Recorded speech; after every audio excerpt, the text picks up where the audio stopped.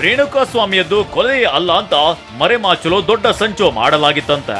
ಹಲ್ಲೆಯಿಂದ ಸಾವಾಗಿಲ್ಲವೆಂದು ವರದಿ ನೀಡುವಂತೆ ವೈದ್ಯರಿಗೆ ಹಣದ ಆಮಿಷ ನೀಡಲಾಗಿದೆಯಂತೆ. ಹೃದಯಾಘಾತದಿಂದ ರೇಣುಕಾಸ್ವಾಮಿ ಮೃತಪಟ್ಟಿದ್ದಾನೆಂದು ವರದಿ ನೀಡುವಂತೆ ದರ್ಶನ್ ಗ್ಯಾಂಗ್ ಒತ್ತಡ ಹಾಕಿದೆಯಂತೆ.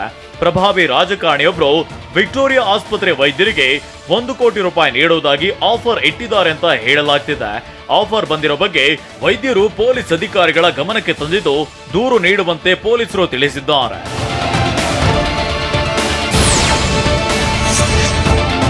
ರೇಣುಕಾಸ್ವಾಮಿ ಕೊಲೆ ಕೇಸ್ನಲ್ಲಿ ಪೊಲೀಸ್ ಅಧಿಕಾರಿಗಳ ಹಸ್ತಕ್ಷೇಪದ ಆರೋಪವು ಕೇಳಿ ಬರ್ತಿದೆ. ರೇಣುಕಾಸ್ವಾಮಿ ಕೊಲೆ ಕೇಸ್ ನಂತರ PSI ಒಬ್ಬರಿಗೆ ಕರೆ ಮಾಡಿದ್ದ ಪುಡಾಂಗ್ ಗ್ಯಾಂಗ್ನ ಆರೋಪಿಗಳು ಕೊಲೆ ಬಗ್ಗೆ ಹೇಳಿದ್ರಂತೆ. ಈ ವೇಳೆ ರಾಜರಾಜೇಶ್ವರಿ ನಗರ ಬೇಡ, ನಮ್ಮ ವ್ಯಾಪ್ತಿಯಲ್ಲಿ ಬಾಡಿ ಹಾಕಿ ಅಂತ ಹೇಳಿದ್ರಂತೆ. ಇದೇ ಕಾರಣಕ್ಕೆ ಕಾಮಾಕ್ಷಿ ಪಾಳ್ಯಕ್ಕೆ ಶವ ತಂದು ಬಿಸಾಡಿದ್ದಾರೆ ಎನ್ನಲಾಗ್ತಿದೆ.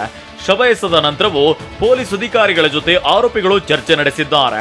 ಈ ವೇಳೆ ದರ್ಶನ್ ಹೆಸರು ಬರುವುದನ್ನ ತಪ್ಪಿಸಲು ಡೀಲ್ ನಡೆದಿತ್ತು ಎನ್ನಲಾಗ್ತಿದೆ.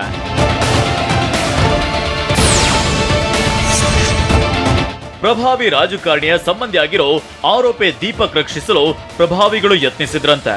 ಕೇಸ್ನಿಂದ ಹೊರಗಿಡಲು ಪ್ರಯತ್ನ ಮಾಡಿದ್ರಂತೆ. ಇದಕ್ಕಾಗಿ 5 ಕೋಟಿ ರೂಪಾಯಿ ಮಾತುಕತೆ ನಡೆಸಿದರ ಬಗ್ಗೆ ಆರೋಪ ಕೇಳಿ ಬಂದಿದೆ. ರೇಣುಕಾಸ್ವಾಮಿ ಕೊಲೆ ಆರೋಪಿಗಳಿಗೆ ಇದೇ ದೀಪಕ್ ತಲಾ 5 ಲಕ್ಷದಂತೆ 30 ಲಕ್ಷ ರೂಪಾಯಿ ಹಂಚಿದ್ನಂತೆ. ಈ 30 ಲಕ್ಷ ರೂಪಾಯಿಗಳನ್ನ ದರ್ಶನ್ ರಿಂದ ಪಡೆಯಲಾಗಿತ್ತು ಎನ್ನಲಾಗಿದೆ.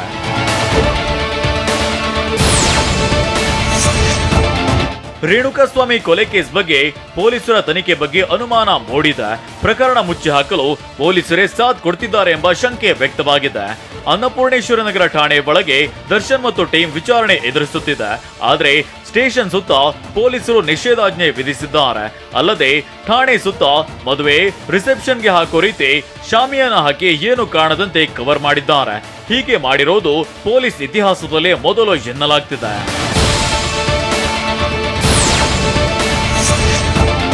ಕೊಲೆ ಆರೋಪ ಹೊತ್ತ ಡಿ ಗ್ಯಾಂಗ್ಗೆ ಪೊಲೀಸರು ಠಾಣೆಯಲ್ಲಿ ಸಿಗರೆಟ್ ನೀಡಿರುವ ಆರೋಪವಿದೆ. ಸ್ಟೇಷನ್ನಿಂದ ಮಾಧ್ಯಮದವರನ್ನ ಮಾತ್ರವಲ್ಲ, ಜನರನ್ನ ಹತ್ತಿರ ಬಿಟ್ಕೊಳ್ತಿಲ್ವಂತೆ. ಮಾಮೂಲಿ ಕೇಸ್ಗಳನ್ನ ಸರಿಯಾಗಿ ನೋಡ್ತಿಲ್ವಂತೆ. ಇದಕ್ಕೆ ಪುಷ್ಟಿ ನೀಡುವಂತೆ ಸ್ಟೇಷನ್ ಹೊರಗೆ ನಿಂತು ಲೈವ್ ನೀಡ್ತಿದ್ದ ವರದಿಗಾರರನ್ನ ACP ಭರತ್ ರೆಡ್ಡಿ ತಳ್ಳಿದ್ದಾರೆ. ಈ ಬಗ್ಗೆ ಪ್ರತಿಕ್ರಿಯಿಸಿರುವ ಗೃಹ ಸಚಿವ ಡಾಕ್ಟರ್ ಜಿ ಪರಮೇಶ್ವರ್ ವಿಚಾರಿಸಿ ಕ್ರಮ ಕೈಗೊಳ್ತೀವಿ ಅಂತ ಹೇಳಿದ್ದಾರೆ. ದರ್ಶನ್ ಕೇಸ್ ವಿಚಾರವಾಗಿ ಮಾಧ್ಯಮದವರ ಮೇಲೆ ಹಲ್ಲೆ ಮಾಡಿರುವಂತ ಸರ್ ACP ಭರತ್ ರೆಡ್ಡಿ ಅಲ್ಲೇ ಮಾಡಿರೋದು ಸರ್. ಇಲ್ಲಿಂದ ಇಲ್ಲಿಗೆ ಹೋಗಿ ಅಂತೇಳಿ ತಳ್ಳಿ ಅಲ್ಲಿ ಮಾಧ್ಯಮದಲ್ಲಿ ಅದೇನು ನನ್ನ ಗಮನಕ್ಕೆ ಬಂದಿಲ್ಲ, ವಿಚಾರಿಸ್ತೀನಿ. ಯಾರು ಹಲ್ಲೆ ಮಾಡಿದ್ದಾರೆ? ACP ಭರತ್ ರೆಡ್ಡಿ. ಓಕೆ, ವಿಚಾರ ಮಾಡಿಸ್ತೀನಿ. ಆ ರೀತಿ ಏನಾರು ಆಗಿದ್ರೆ ಅವ್ರ ಮೇಲೆ ಕ್ರಮ ತಗೊಳ್ಳೋಣ. ಪ್ರಕರಣದ ತನಿಖೆಯನ್ನ ಇಲ್ಲಿ ತನಕ ಕಾಮಾಕ್ಷಿಪಾಳ್ಯ ಪೊಲೀಸ್ ಇನ್ಸ್ಪೆಕ್ಟರ್ ಗಿರೀಶ್ ನಾಯಕ್ ಮಾಡ್ತಿದ್ರು. ಆದ್ರೆ ಕೇಸ್ನ ತನಿಖಾಧಿಕಾರಿಯಾಗಿ ವಿಜಯನಗರ ಉಪವಿಭಾಗ ACP ಚಂದನ್ ನೇಮಕ ಆಗಿದ್ದಾರೆ.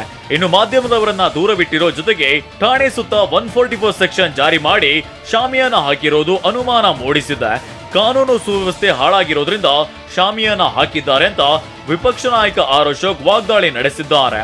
ಪೊಲೀಸ್ ಸ್ಟೇಷನ್ ಬಳಿ ಶಾಮಿಯಾನ ಹಾಕುವ ಅಗತ್ಯ ಏನಿತ್ತು ಅಂತ ಬಿಜೆಪಿ ಪ್ರಧಾನ ಕಾರ್ಯದರ್ಶಿ ಪಿ ರಾಜೀವ್ ಪ್ರಶ್ನಿಸಿದ್ದಾರೆ.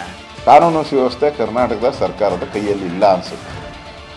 ಅದಕ್ಕೆ ಭಯಭೀತರಾಗಿ ಇಡೀ ಪೊಲೀಸ್ ಸ್ಟೇಷನ್ಗೆ ಶಾಮಿಯಾನ ಹಾಕಿ ಯಾರನ್ನೂ ಒಳಗಡೆ ಬಿಡದೆ, ಕಂಪ್ಲೇಂಟ್ ಕೊಡೋಕೆ ಬರೋರ್ನು ಬಿಡದೆ, ಮಾಧ್ಯಮನೂ ಬಿಡದೆ ಮಾಡ್ತಾ ಇರೋದು. ಪೊಲೀಸ್ ಸ್ಟೇಷನ್ನಲ್ಲಿ ಶಾಮಿಯಾನವನ್ನು ಹಾಕುವಂಥದ್ದು ಇಲ್ಲಿಯವರೆಗೆ ಕೇಳಿರಲಿಲ್ಲ. ನಾವು ಕಾನೂನು ಎಲ್ಲರಿಗೂ ಸಮಾನವಾಗಿ ಎಲ್ಲರನ್ನೂ ಸಮಾನ ದೃಷ್ಟಿಯಿಂದ ನೋಡುವಂಥದ್ದು ಕಾನೂನು. ಪೊಲೀಸ್ ಠಾಣೆಗೆ ಶಾಮಿಯಾನ ಹೊದಿಸಿದ ಬಗ್ಗೆ ಗೃಹ ಸಚಿವ ಪರಮೇಶ್ವರ್ ಪ್ರತಿಕ್ರಿಯಿಸೋಕೆ ನಿರಾಕರಿಸಿದ್ದಾರೆ. ಉಪಮುಖ್ಯಮಂತ್ರಿ DK ಶಿವಕುಮಾರ್ ಪ್ರತಿಕ್ರಿಯಿಸಿ ಭದ್ರತಾ ದೃಷ್ಟಿಯಿಂದ ಹೀಗೆ ಮಾಡಿರಬಹುದು ಅಂತ DK ಶಿವಕುಮಾರ್ ಹೇಳಿದ್ದಾರೆ.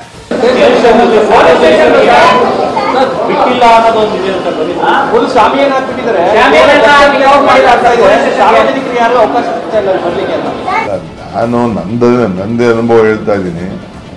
ಈ ನನ್ನ ಕರ್ಕೊಂಡು ಹೋಗ್ಬೇಕಾದ್ರೆ ನೀವು ಎಲ್ಲ ಬಂದಿದ್ದೀರಲ್ಲ, ಕದ್ದು ಮುಚ್ಚಿ ಕರ್ಕೊಂಡು ಹೋಗೋಣ ನನ್ನ ಕೋರ್ಟಿಂದ ಜೈಲ್ ಕರ್ಕೊಂಡು ಹೋಗ್ಬೇಕಾದ್ರೆ, ಪೊಲೀಸ್ ಸ್ಟೇಷನ್ ಕರ್ಕೊಂಡು ಹೋಗ್ಬೇಕಾದ್ರೆ ಯಾರಾದ್ರೂ ಏನಾದ್ರು ಕಲ್ಲು ವಹಿಸ್ಬಿಡ್ತಾರೆ, ಇಲ್ಲ ಅಂತಂದರೆ ಬಾವುಟಕ್ಕೆ ಇರ್ತಾರೆ, ಜೇಕರ್ ಹಾಕ್ತಾರೆ, ಇದೆಲ್ಲ ಆಗ್ತಾರೆ ಅಂತೇಳಿ ಈ ಒಂದು ರೂಟ್ ಕೊಟ್ಬಿಟ್ಟು ಇನ್ನೊಂದು ರೂಟ್ ಕರ್ಕೊಂಡು ಹೋಗ್ಬಿಡೋದು. ಹಂಗೆ ಅವ್ರ ಅಭಿಮಾನಿಗಳು ಏನಾದರೂ ಹೆಚ್ಚು ಆಗ್ಬೋದು ಕೆಲವರು ಅಂತೇಳಿ ಏನೋ ಅದು ಪೊಲೀಸ್ ಅವ್ರದ್ದು ಏನೋ ಇರ್ಬೋದು ಅಂತ ಕಾಣ್ತದೆ, ನನಗೆ ಗೊತ್ತಿಲ್ಲ. ಕೆಟ್ಟ ಮೆಸೇಜ್ ಕಳುಹಿಸಿದ್ರೆ ಕೊಲ್ಲುವ ಶೋಚನೀಯ ಸಮಾಜದಲ್ಲಿ ಇದ್ದೇವೆ. ಯಾರು ಕೂಡ ಕಾನೂನಿಗಿಂತ ದೊಡ್ಡವರಲ್ಲ. ಕಾನೂನನ್ನ ಯಾರು ತಮ್ಮ ಕೈಗೆ ತೆಗೆದುಕೊಳ್ಬಾರ್ದು. ನೀವು ಹೋಗಿ ಜನರನ್ನ ಹೊಡೆದು ಕೊಲ್ಲೋದಲ್ಲ ಅಂತ ನಟಿ ರಮ್ಯಾ ಸಾಮಾಜಿಕ ಜಾಲತಾಣದಲ್ಲಿ ಪೋಸ್ಟ್ ಮಾಡಿದ್ದಾರೆ. ಒಂದು ಸರಳವಾದ ದೂರು ಸಾಕು. ಈಗ ಕರ್ತವ್ಯ ನಿರ್ವಹಿಸುತ್ತಿರುವ ಪೊಲೀಸ್ ಅಧಿಕಾರಿಗಳಿಗೆ ನಾನು ಮೆಚ್ಚುಗೆ ಮತ್ತು ಗೌರವ ಸಲ್ಲಿಸ್ತೇನೆ ಅಂತ ನಟಿ ಹಾಗೂ ಮಾಜಿ ಸಂಸದೆ ರಮ್ಯಾ ಸಾಮಾಜಿಕ ಜಾಲತಾಣದಲ್ಲಿ ಬರೆದುಕೊಂಡಿದ್ದಾರೆ.